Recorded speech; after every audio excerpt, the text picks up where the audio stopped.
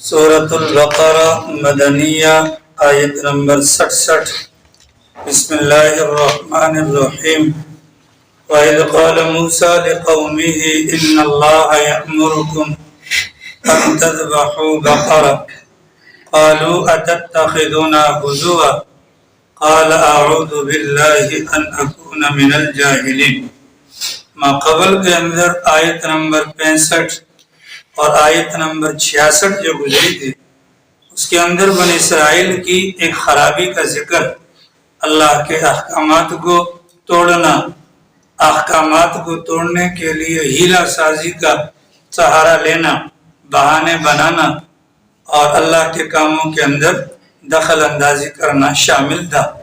اللہ کی طرف سے پکڑ آ گئی، اللہ نے بوڑھوں کو خنزیر بنا دیا، اللہ نے جوانوں کی شکلوں کو بندروں کی شکل میں تبدیل فرما دیا، اور 3 دن کے بعد اللہ نے سب کے سب کو موت کے گھاٹ اتار دیا۔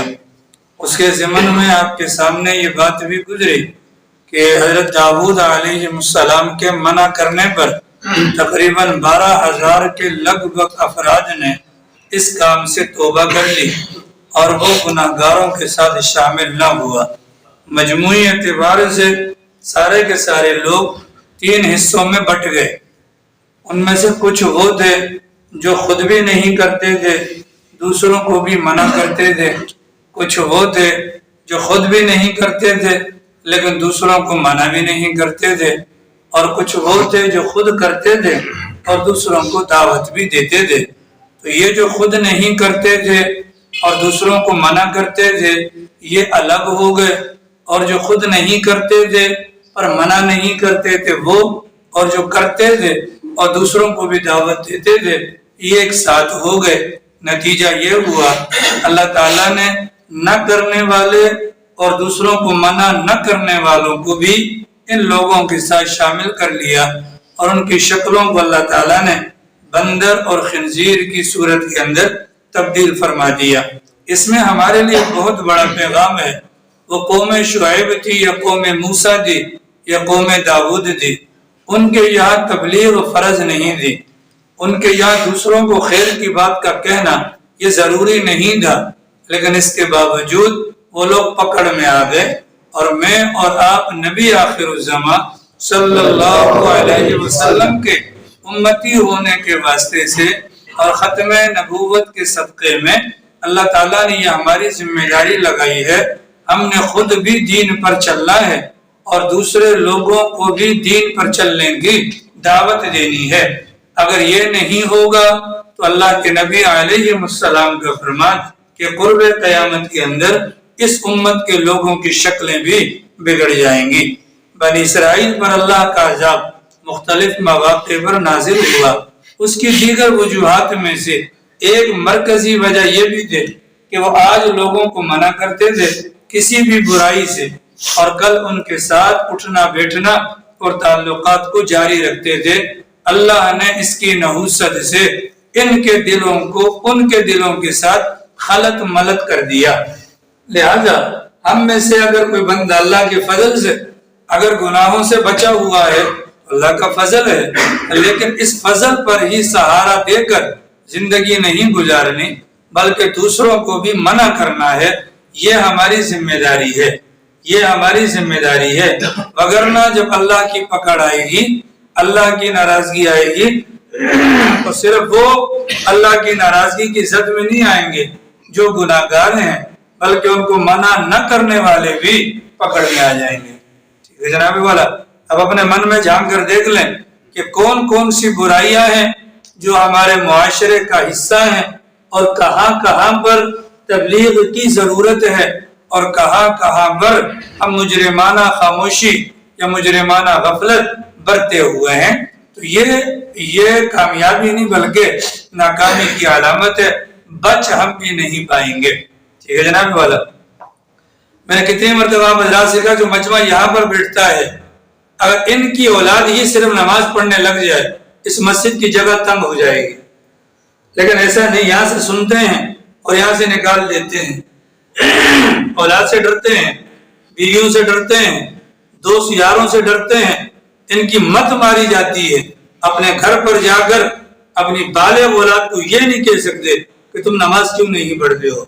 وہ داڑیاں موڑتے ہیں، کٹواتے ہیں، ڈیزائن بناتے ہیں، وہ حرام خوری کرتے ہیں، وہ غلط کاروکاری کے اندر مبتلا، وہ رات کو لیٹ نائٹ آتے ہیں، صبح کافی دیر تک سوتے رہتے ہیں، لیکن غیرت مند باپ بوڑھا ہو گیا، دونوں ٹانگیں نہیں، تیسری ٹانگ بھی قبر میں ہوتی ہے، لیکن وہ جوان ان کو بولنے کی ہمت نہیں ہے۔ وجہ کیا ہے؟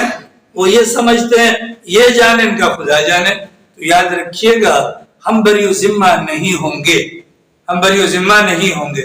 اب یہاں سے ملک اکبر صاحب بیٹھے ہیں، یہاں شاہ عالم بھائی بیٹھے ہیں، اللہ آپ لوگوں کو جانتا ہے، اللہ آپ لوگوں کے دل کے حالات کو جانتا ہے۔ 15 سیکنڈ کے لیے اپنے دل سے پوچھ لیجئے کہ آپ نے کتنی مرتبہ اپنی اولاد کو دعوت دی ہے؟ بولو، مت مر گئی نا؟ ہاں، پھر کہتے ہیں کہ جی اے اللہ اسلام غالب آ جائے۔ اسلام ایسے غالب نہیں آتا میری جان۔ عبداللہ ابن مغفل کا بھتیجا جو یتیم بھی تھا، نابالغ بھی تھا، اور وہ بیٹھا ہوا یوں نیچے جو پتھر کنکر ہوتے ہیں وہ پڑے ہوئے تھے، وہ اٹھا کر ان کو یوں یوں کر کے کھیل رہا تھا۔ نابالغ ہے، بھتیجا ہے، یتیم ہے۔ ان کی نظر پڑ گئی، بھتیجے کو منع کیا، بیٹا نہ کرو، کیونکہ پاک پیغمبر نے منع کیا ہے کہ یہ کنکر مارنے سے نہ تو تم شکار کر سکتے ہو اور نہ ہی تم کوئی اور خیر کا کام کر سکتے ہو، البتہ اس کا نقصان ہوگا۔ اگر کسی کو لگے گا دانت توڑ دے گا، آنکھ میں لگے گا آنکھ پھوڑ دے گا۔ بچے کو سمجھا دیا مسئلہ اور اپنے کام میں لگ گئے۔ تھوڑی دیر کے بعد دیکھا کہ بچہ وہی کام کر رہا ہے، سختی کے ساتھ بچے کو ڈانٹا کہ میں تجھے پیغمبر کا فرمان سناتا ہوں اور تیرے کان پر بات نہیں آتی، اب اگر تو نے کیا تو میں تیری گردن اڑا دوں۔ پھر دین غالب ہوا میری جان۔ اب ہمارے یہاں الحمدللہ باتیں ساری سب کو پتا ہے، کہیں پر بیٹھ کر دین کی بات کرو تو جوان کا بچہ ہر ایک مفتی کا بھی باپ بنا ہوتا ہے، ہمیں سب پتا ہے، لیکن جب بات آتی ہے آپ کے 80 گز کے گھر کے اوپر دین کو نافذ کرنے کی تو وہاں پر سب کی مت ماری جاتی ہے، اور یہ نقصان ہے۔ یہ کیا ہے؟ یہ نقصان ہے۔ بنی اسرائیل کا واقعہ بنی اسرائیل کے لیے نہیں بلکہ بنی اسرائیل کا واقعہ ہمارے لیے۔ انہوں نے یہ کیا، اللہ نے شکلیں چینج کر دی، ہم یہ کر رہے ہیں، ہمارا کیا بنے گا؟ تاریخ سمجھ میں لالا، تاریخ سمجھ میں ساری باتیں سنا کریں اور سننے کے بعد عمل کی نیت سے سنا کریں، انشاءاللہ فائدہ۔ کہ فرض پورا کرنے کے لیے نہ بیٹھا کریں، ثواب کے لیے برکت کے لیے نہ بیٹھا کریں، عمل کی نیت سے کریں۔ خدا کی قسم کھا کے کہہ رہا ہوں، جو حالات چل رہے ہیں، آگے آنے والا دن گزشتہ کے مقابلے میں بڑا سخت ہے، باہر کے حالات سخت ہیں۔ اگر دل مطمئن ہوگا تو دینیات پر ہوگا، اور دینیات پر تب مطمئن ہوگا جب گھر کے اندر دین ہوگا۔ ہمارے باپ دادا نے دین پڑھا تھا، سیکھا تھا، کچھ نہ کچھ مصطفیٰ برکی کر کے گئے تھے نا۔ آج الحمدللہ جیسی کیسی بھی ہے شکل ہمارے گھروں پر موجود ہے، ہم اپنی حالت دیکھ لیں ماشاءاللہ، اور پھر اگلی نسل کے بارے میں سوچ لیں کیا بنے گا۔ آ رہی سمجھ میں؟ تو 3 گروہ تھے، ایک کو اللہ نے بچایا، 2 کو اللہ نے غرق کیا، 2 کو سر صدارت اللہ نے غرق کیا۔ ان میں سے ایک مجرم تھا، دوسرا مجرم نہیں تھا، وہ مجرموں کو روکتا نہیں تھا۔ ہمارے معاشرے میں کیا کچھ ہو رہا ہے؟ ابھی آپ میں سے کوئی ایسا بندہ ہے جو اللہ کو گواہ بنا کر کہے کہ میں گھر سے نکلا، ہوٹل کے قریب سے، بازار سے گزرا اور میں نے کسی بندے کو دعوت دی ہو نماز کی؟ کوئی ایسا؟ یا کوئی ایسا بھائی ماشاءاللہ اندھوں میں کانا راجا ماشاءاللہ، کوئی ایسا ہے جس نے یہ سوچا ہو کہ یار یہ ساری انسانیت تباہی کے دہانے پر ہے، اگر یہ نماز نہیں پڑھتی؟ کسی نے فکر کی ہو؟ نہیں کی تو پھر مجھے بتلائی نا جناب، اگر ان پر پکڑ آئی تو ہم بچ جائیں گے؟ بولو، سو نہیں، بولو بولو، ہم بچ جائیں گے۔ لیکن یہ زبان سے نہ کہا، اللہ کی قسم جتنا آپ لوگوں کو کہا گیا ہے شاید لیاری میں کسی کو کہا گیا ہوگا، اور جتنا میں نے آپ لوگوں کو کہا ہے اتنا کسی اور نے نہیں کہا ہوگا، لیکن مجال ہے ٹس سے مس ہوتے ہوں۔ وہ جتنا جی کھوتی صبح وہی ماشاءاللہ آ رہے تھے، اکیلے اکیلے جی، پیچھے دیکھو بچے کہاں ہیں، بھائی کہاں ہے تمہارا، باپ کہاں ہے تمہارا، کچھ بھی پتہ نہیں ہوتا۔ یہ کیا ہے؟ یہ یوں ہے، ختم اللہ علی قلوبہم وعلی سمعہم وعلی ابصارہم غشاوہ، آنکھوں پر پردہ، دل پر پردہ، کانوں پر پردہ. کیا کر رہے ہو اللہ کے بندو؟ آخر ہم کب انسان بنیں گے؟ باقی ہر کام کے لیے ماشاءاللہ ہمارا لیاری زندہ باد. ابھی آپ کو یقین ہے فیصل بیٹھا ہوا پیچھے، مالدار پولیس والے کا بیٹا ہے، یہ کھڑا ہو کر اعلان کر دے ابا کے ایصال ثواب کے لیے میں پورا کا پورا کنٹینر آٹے کا بانٹتا ہوں. صرف آپ کھڑے ہو کر اعلان کرو اور ساتھ میں یہ بھی کہنا گھر کے جتنے افراد آئیں گے سب کو الگ الگ بوریاں ملیں گی. خدا کی قسم معذورین کو بھی اٹھا کر لایا جائے گا. آٹا بٹ رہے جی، آٹا بٹ رہے جی. ٹھیک ہے جناب والا، آٹا کیا ہے؟ بٹ رہا ہے. یہی وجہ ہے ہماری شکل انسانوں والی ہے، ہماری شکل صدارت انسانوں والی ہیں، لیکن عالم مثال کے اندر جو ہمیں نظر نہیں آتا اس میں ہم انسان نہیں ہیں، اس میں ہم انسان نہیں ہیں. اللہ والے دینا وہ جب بھی بازار میں جاتے اپنے سر کے اوپر کپڑا ڈال دیتے، مرید دیکھتا روزانہ پوچھتا حضرت خیر تو ہے؟ حضرت والا بس چھوڑو یار رہنے دو، بس چھوڑو یار رہنے دو. ایک دن بہت زیادہ تنگ کیا تو مرید کو حضرت والا نے کہا کہ چلو یہ لو ٹوپی اس کے سر پر پہنا دی، ٹوپی ذرا پہن. مرید نے ٹوپی پہنی، اس کو انسان نظر کوئی نہیں آیا، کوئی کتا نظر آیا، کوئی گدھا نظر آیا، کوئی خنزیر نظر آیا. ڈر کے بھی ہوش ہو گیا، اللہ انسان کا. ہوش میں آنے کے بعد پوچھا حضرت یہ کیا ماجرا تھا؟ فرمایا اللہ تعالیٰ نے کرامت کے طور پر مجھ پر اس چیز کو کھول دیا ہے کہ جو جس قسم کی طبیعت کا مالک ہے اللہ کے ہاں جو اس کی شکل ہے اللہ وہ شکل مجھے دکھاتا ہے. اس وجہ سے بازار میں جاتے ہوئے میں اپنے چہرے پر چادر ڈال دیتا ہوں. اب سوچ لیجیے ہم کون کون سے گناہ کر رہے ہیں جناب، اور کون سا گناہ ہے جو ہم نہیں کر رہے. داڑھی منڈا یہ نہ سوچے، داڑھی کترا یہ نہ سوچے، داڑھی کا مذاق بنانے والا یہ نہ سوچے کہ جی اللہ کے یہاں میں حضرت صاحب نہیں. وہ یہ سوچے اللہ کی کاغذوں کے اندر میرے ہاتھ میں بلیڈ ہے اور میرے سامنے نبی کا چہرہ ہے اور میں نبی کے چہرے کو اور اس کے سینے کو زخمی کر رہا ہوں. سوچے وہ یہ سوچے، وہ یہ نہ سوچے کہ میں حضرت صاحب ہوں، میں مفتی صاحب ہوں، میں قاری. نہ وہ سوچے کہ میں یہاں پر کچھ بھی ہوں، اللہ کی نظر میں میرے ہاتھ میں تینچی ہے اور نبی کے چہرے کو میں چھین رہا ہوں. سوچے جو حرام کھاتا ہے وہ یہ نہ سوچے اپنے پیٹ میں لقمے ڈال کر میں اللہ کے یہاں بڑا معزز ہوں، بلکہ یہ سوچے اللہ کے کاغذوں میں میری حالت ایسی ہے وہ ہے کہ آگ کے انگارے اٹھا اٹھا کر اپنے پیٹ کے اندر ڈال رہا ہوں. یہ سوچا کریں، یہ کیا کیا کریں؟ سوچا کریں. جو کر رہے ہیں ان کو منع کرنا ہے، یہ ہماری ذمہ داری ہے. باہر جا کر بتایا کرے لوگوں کو ہم مسلمان ہیں، ہماری شریعت میں یہ ٹوپی ہے نا ٹوپی، یہ صرف ٹوپی نہیں ہے. اگر ہماری شریعت نافذ ہو جائے جو ننگے سر گھومتا ہے، جو ننگے سر گھومتا ہے اس بندے کی گواہی اسلامی عدالت میں قابل قبول نہیں. ہماری شریعت کو یہ حال ہے. آپ کیا سمجھ رہے کہ باپ دادا نے کان میں کلمہ پڑھ دیا اور مرنے کے بعد جبرائیل امین ہاتھ پکڑ کر ڈائریکٹ کھینچ دے گا؟ نہ جناب والا، اتنا آسان ہوتا تو صرف 10,000 صحابہ کی قبریں جنت البقیع میں نہ بندی، 1.25 کی قبریں بندی. ان سے زیادہ نبی کا چاہنے والا کوئی نہیں تھا، لیکن وہ نکلے ہیں. اور آج امت ماشاءاللہ جنت میں جانا چاہتی ہے کارٹون والی ٹوپی پہن کر. وہ پلاسٹک والی نہیں پیچھے پڑی ہوتی ہے، 200 مرتبہ پھینک گئے، اس کو پہن کر خدا کے سامنے کھڑے ہوتے ہو. کچھ تو حیا کرو یار، کچھ تو حیا کرو. ٹھیک ہے، بعض پہنتے ہی نہیں ہیں، بعض پہنیں گے کارٹون والی، بعض پہنیں گے اللہ میاں کو پف دکھائیں گے یوں کر کے، نا نماز میں کھڑے ہوں گے یوں کر کے باقاعدہ یوں. مطلب یہ نہیں کہ جس کو بولتے ہیں بنی اسرائیل کی طرح کہ وہ اپنا منڈیر بناتے تھے، ہفتے والے دن پکڑتے تھے، اتوار والے دن.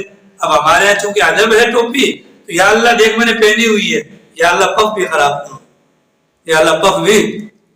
یقین جانی اللہ کے نبی نے فرمایا تھا کہ تم سابقہ امتوں کے نقش قدم پر چلو گے اور جہاں اگر انہوں نے سانپ کے سوراخ کے اندر پاؤں رکھا ہوگا تم بھی وہاں پر پاؤں رکھو. ارے کون سی برائیوں کو گنوایا، کون سی برائیوں کو گنوایا جائے. تو میری جان کے ٹوٹو کلمہ پڑھا ہے. جتنا آسان کلمے کو آپ نے اور میں نے سمجھا ہے نا، خدا کی قسم اگر ابو جہل کو بھی پتا ہوتا اتنا آسان ہے کلمہ تو پھر تو شاید وہ بھی مسلمان ہو جاتا. لیکن ابو جہل کو بھی پتا تھا کہ کلمہ ایک لائن نہیں ہے، کلمہ ایک پوری زندگی ہے. اس کو پڑھنے کے بعد اندر جانا ہے، اس کے مطابق عمل کرنا ہے، اس کے مطابق. اگلی بات بتاؤں، برا تو نہیں مناؤ گے؟ امت کا سب سے بڑا فرعون کون ہے؟ ابو جہل ہے. کون ہے؟ ابو جہل ہے. لیکن وہ بھی رات کو تہجد میں سرکار کا قرآن سننے کے لیے پہنچ جاتا تھا. ہمارے تہجد کو چھوڑ، فجر میں مسلمان نہیں اٹھتے. امت کا فرعون اٹھتا ہے اور ہمارا مسلمان نہیں اٹھتا. اس پر لعنتیں کرتے ہو، اپنی حالت پر کیوں نہیں غور کرتے ہو؟ ایسا ہے کہ نہیں؟ امت کا سب سے بڑا ظالم حجاج ابن یوسف تھا. پوری زندگی تہجد کی نماز قضا نہ ہوئی، اس کے لیے بددعائیں کرتے ہو.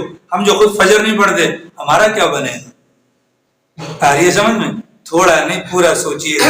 3 گروہ بن گئے. ہمارے لیاری میں بھی 3 گروہ ہیں ماشاءاللہ. ایک وہ ہے چھما کے چھلو ڈانس کرنے والے، ایک وہ جن کے دوست یار ہیں. ہم تو نہیں کرتے پر مولانا چھوڑے یار، کرنے دیں ان کو. یہ جانے ان کا خدا جانے، یہ جانے ان کی خبر جانی. گروہ نمبر 2. گروہ نمبر 3 جو منع کرنے والے ہیں وہ شاید اللہ کرے بچ جائیں، لیکن بظاہر امید ہی نہیں ہے. وجہ یہ ہے کہ منع کرنے والے گروہ کو اتنا ڈس ہارٹ کیا جاتا ہے ایک وقت کے بعد وہ بھی اپنے کاج سے پیچھے ہٹ جاتے ہیں. ان کو کام نہیں کرنے دیا جاتا، ان کو کام نہیں کرنے ان سے تعلقات ختم کر دیے جاتے ہیں، ان کے خلاف مخبریاں کی جاتی ہیں، ان کے اوپر طالبانائزیشن کا الزام لگا دیا جاتا ہے. ان کو کسی نہ کسی طریقے سے. اب یہاں پر ایک بندہ ہے، نواز بھاجی میں نام لینا مناسب نہیں سمجھا. اللہ کا قرآن میرے سامنے ہے. اس کو میں نے ایک جمعے میں کہا کہ حضرت والا آپ کی ٹانگوں پر قربان، لیکن یہ ٹانگیں اتنی نہ اٹھائیں کہ دوسروں کے کندھوں کو پھلانگ کر آ جائیں. اتنا ہی کہا تھا، کوئی غلط تو نہیں کہا میں نے. اس کی ٹانگیں لمبی ہیں تو ہے نا، آپ کیوں پھلانگ کر آتے ہو؟ اس کے بعد اس نے مسجد میں آنا چھوڑ دیا.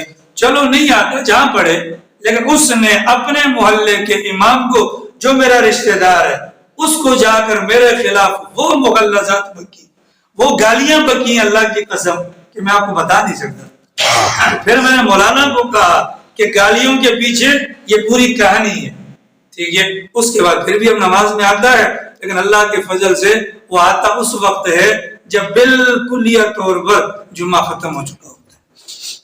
ہری سمجھ میں کہ جو کام کرنے والا ہے اس کو کرنے نہیں دیا جاتا، اور جو نہیں کرتے ہیں ان کو اپریشیٹ کیا جاتا ہے. اب کیا کیا نام لیا جائے؟ ماشاءاللہ گزشتہ ہفتے اس سے گزشتہ ہفتے کیا کچھ ہوا ہے لیاری کے اندر؟ کیا کچھ ہوا؟ کیا یہ صحیح ہوا؟ نام لینا پھر مناسب نہیں. کیا یہ صحیح ہوا؟ بولو نہیں ہوا. لہذا غلط کو غلط کہو، جو غلط کر رہا ہے اس کو جا کر سمجھاؤ. اس وجہ سے نہیں کہ اس کی آخرت بن جائے، اس وجہ سے کہ میری آخرت بچ جائے. میں نے آپ کو حدیث سنائی تھی، اللہ کے نبی نے فرمایا جب یہ معاملات ہو جائیں، دوسروں کی فکر کو چھوڑ کر اپنی عاقبت کو بچانے کے لیے فکر کرنا.